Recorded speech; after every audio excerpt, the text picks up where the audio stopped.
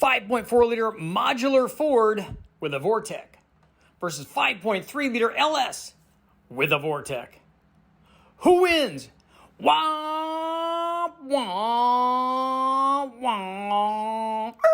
Hello everybody, I'm Richard Holdner, and as always on this channel, welcome for everybody. Today there will be dyno results. Oh yes, there will. Today we're taking a look at a 5.3 liter LS with a VORTECH against a 5.4 liter 4-valve modular Ford with a VORTECH. And guess what? One was a Ford, one was a Chevy, but I had the same problem with both of those. What do you think that was? Quick, to the dyno!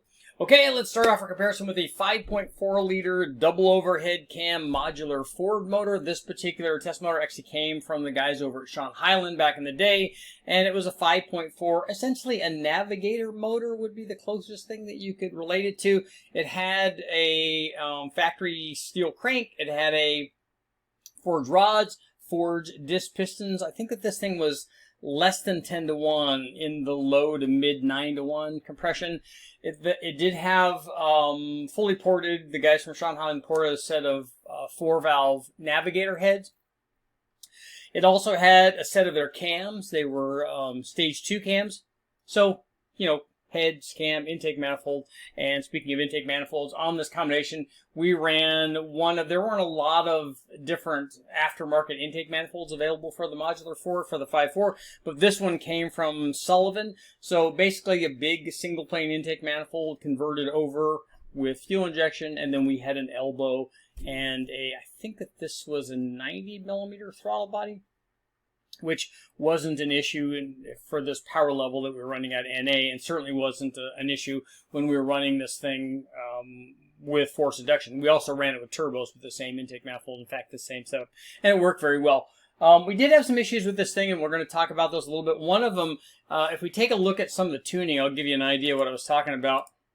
We ran this thing NA. We ran it with 1 3/4 long tube hooker headers. We also would end up running it with a set of race headers that John Hovitz supplied after we had the supercharger on here. But I'm going to show you two different versions of the NA one. I wasn't responsible for tuning this thing back in the day. This was run with a fast, and one of the guys from WestTech was responsible for tuning it. But we seemed to get a lot of variation in what this thing was making NA, and so I don't have a ton of confidence on the initial testing of this thing. I think that this thing should have made more NA power. Once we ran boost on it, it seemed to work well, and when we ran the turbos on it, it seemed to work well and make good power. But I just don't like how jaggedy the power curves are. It shouldn't be doing this, and I don't remember back in the day what we were trying to figure out, if we had an ignition misfire or something else going on. But we'll continue on. So running NA, this thing in NA trim, our combination, the 4-valve 5.4 produced 444 horsepower. Torque curve was relatively flat. You could see 381 foot-pounds of torque. So it did okay, but like I said, given the number of mods, I think the thing should have made a lot more power. But there was one way to get this thing to make a lot more power, and that was to add a VORTECH supercharger, and that's exactly what we did. I'll zing myself up here so we can get out of the way of the power curves. And you could see this was about 15 pounds of boost. We had a YSI supercharger. We also had an air-to-water intercooler with dyno water running through it. And this was one of the first things that went wrong with this test. One is the air-to-water intercooler was probably a tad on the small side for this combination, for this power level. This intercooler was one that I used for my Bonneville B18 in a Honda motor, and that thing was only making 500 or 600 horsepower, let's say, when we were running it at Bonneville. So the intercooler was sized more for that kind of power level than this, and that was all that we had back in the day. So we ended up running that, and it did okay. Once we ran the VORTECH on it, you know, peak power was up in the 840 to 50 range, and peak torque was up at 600 and almost 90 foot-pounds of torque, and it had a rising curve. The problem that we had with this is that, in addition to, I think, the intercooler maybe being a tad on the small side, the other problem that we had is belt slippage. You can take a look. I'll go ahead and show a photo up here of our 6-rib belt setup. It was not anywhere near adequate for this YSI supercharger pumping this amount of air and trying to get this thing to make 900 to 1,000 horsepower, which we know that it would have, were we able to run this thing at the RPM range where we wanted to run this thing. But it didn't allow us to do that. In fact, what I did, we ended up getting a little bit more power. I'll show you. We made a change here. We put ice water in the running ice water and a pump for the intercooler, and we also put on the headers. I'll go ahead and show you a photo of the headers. We ran, Mahovitz had a set of race headers. I think that they were 2-inch race headers and then a 3.5 or 4-inch collector extension. So they're big headers, but, you know, we had a big supercharged motor trying to make power. And this thing was on its way to pretty easily making 900 until you can see a big dramatic drop. We just ran into belt slippage, and there's nothing that we could do to get this 6-rib setup, you know, work with this kind of power level, with the kind of belt wrap and everything that we had. It was unfortunate. So this thing, like I said, was in the 15-pound range. I'm going to go ahead and show you the boost curves, and we can take a look at that, and then we'll check out the Chevy. Okay, we've taken a look at the 5.4 liter naturally aspirated and with the VORTECH supercharger, and then adding ice water to it. I want to show you what happened to the boost curves and show you what we were dealing with in terms of belt slippage, because you can see it's pretty evident when we take a look at the boost curve. So this is our boost curve running the VORTECH before we installed the ice water for the intercooler. You can see it started out here around a little over 8 pounds, rose to a peak of 15.3 pounds, and on this run it went fairly safely, or almost like we're out to 6,500 RPM. Here's what happened when we added the ice water. We have a similar boost curve, but you can see at 6,300, it just basically shut off. It was obviously flowing a lot more. It was flowing a lot more air. It was meaning the blower was working harder. It was making more power. Obviously, we have more airflow if we're making more power, and nothing that we could do would make this thing, you know, have the belt work on this combination. You can see this is what happens to the boost. All of a sudden, it rose up to around 15 pounds or so, and then just fell off rapidly. It was not going to have any, certainly not with that 6-rib belt. So if you're going to run a blower and you're trying to make lots of power, make sure that you have a good sized belt, an 8-rib, a 10-rib, a cog would be even better because it's not going to slip at all. And also, don't try to run it with a 6-rib. It's just not going to happen. Okay, we've taken a look at the double overhead cam 5.4 liter from Sean Hyland with the VORTECH on it, and that had a YSI. This particular one was a 5.3 liter, and you guys can get ready to make your comments already. It only had a T-trim. Why, Richard? Why would you do that? Why wouldn't you make them the same? Because this really isn't a comparison like that. But 5.3 liter, and the LS guys will be happy because this one makes a lot more power. It makes a lot more NA power, and it made more power because we were able to get the belt to hang in there and actually make more power. So the 5.3 liter started out, it came as a long block from the guys at Strictly Performance. So it had things set up. It was their boost-ready combination. It had a stock crank. It had Gen 4 rods. It had hard anodized pistons. It had extra ring gap. It was an LM7 short block, basically.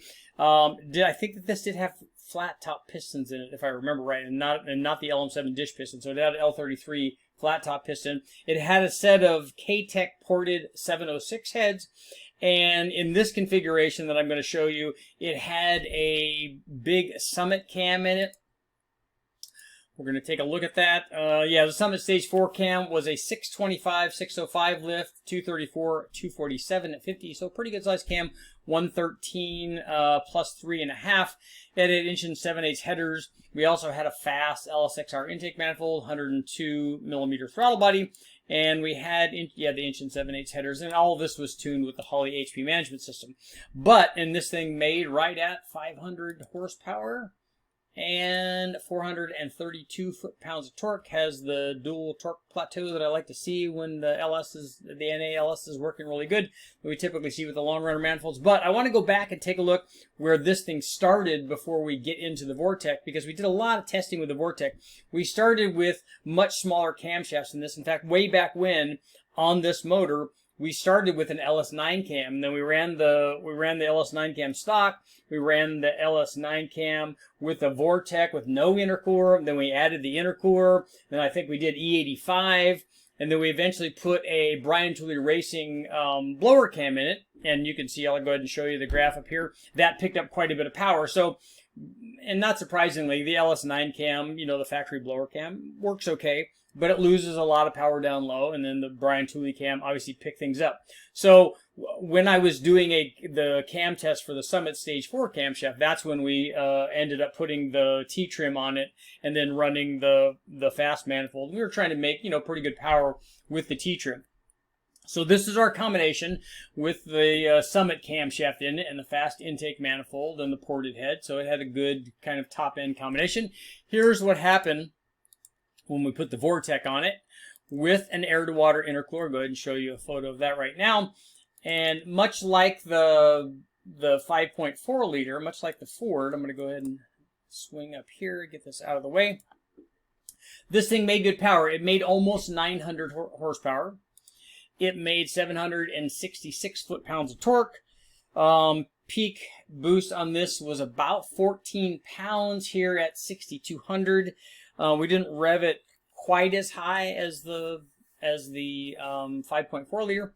This thing was on its way. It probably could have got close to 1,000 horsepower, we think, had we continued to rev this thing past the 6,500.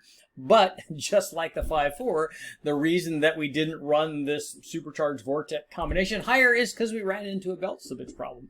And once again, if you take a look, I'll go ahead and show you the accessory drives and the belt and that kind of stuff. Really, if you're looking for 1,000 horsepower stuff, you should be looking at a dedicated kind of belt assembly. You should be looking for something that's at least an 8 rib, but a 10 rib, or even I like running cog pulleys anymore on blower stuff because we know that it's not going to slip. If you put a cog pulley on it and tighten it down the amount that you need to tighten, which is not a tremendous amount like we do with serpentine belts, but on a cog setup, it's just not going to slip. And then that way we know that the blower is going to be repeatable every time. And also, we're not going to fall short in our power gain because this thing was still climbing, was on a charge, and wanted to make good power. But just like with the 5.4 liter, we ran into problems with the belt slippage. And I'll go ahead and show you, we could probably take a look at the boost curve here too. But very important, whether you're running a Ford or a Chevy, if you're trying to make lots of power, make sure that you don't run into belt slippage. Okay, before signing off, I want to show you what a good boost curve looks like with a VORTECH. This was on the 5.3 liter, and what we did was shut the motor off at 6,200 before we got into a belt slippage problem on one of the runs. So you can see this thing started at a little less than 4 pounds down here at 33 or 3,400, and then rose to a peak of 13.8 pounds out here at 6,200. Was still climbing and would have continued to climb. There was more left in that T-trim supercharger. We definitely had some more power that we could have made had we run this thing out to, we really kind of want to run this thing to 6,700 or 6,800 RPM. So we had a long way left, and it definitely would have improved the power output. But this is what a curve looks like. A typical curve on a centrifugal supercharger is usually a rising boost curve. It starts out fairly low, down at 2,500 or so, and then really starts to get going up in the 5,000 to 6,000 RPM range, depending on how you have it pulleyed. But there you have it. Which one would you pick, the Ford or the Chevy? I know the Chevy guys are going to pick the Chevys. The Fords are going to pick the Fords. But I'm Richard Holder. Please make sure, as always, like, share, subscribe, ring the bell, do all that stuff. I'll keep testing.